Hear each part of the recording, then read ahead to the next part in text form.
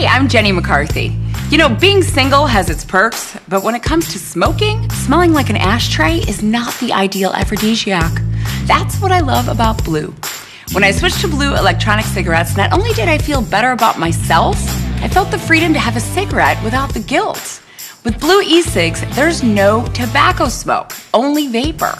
Now when I go to public places that don't allow smoking, I can whip out my Blu and know that I won't scare any guys away.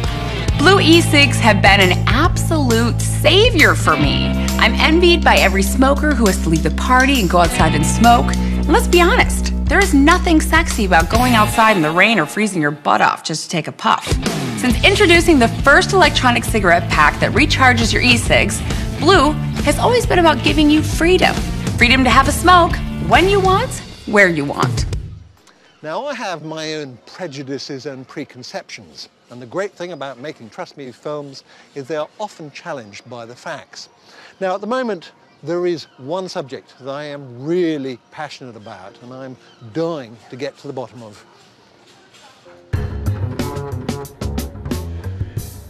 Until 7 years ago, it was quite normal to see people smoking away in restaurants and pubs. Then it was banned. Now, cigarettes in public places are making something of a comeback, albeit with a twist.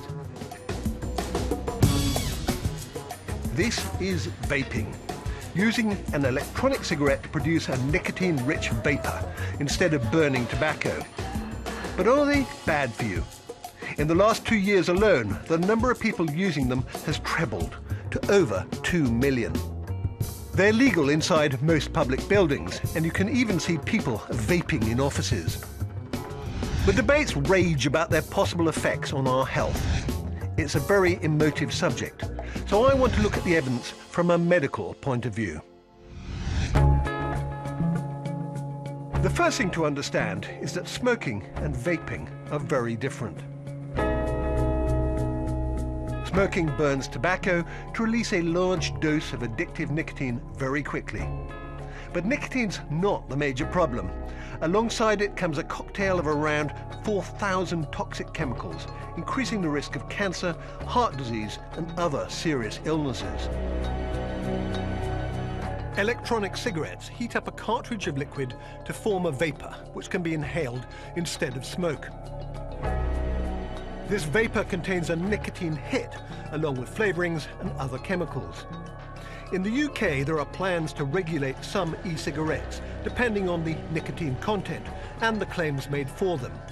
This should ensure tighter controls on what they contain.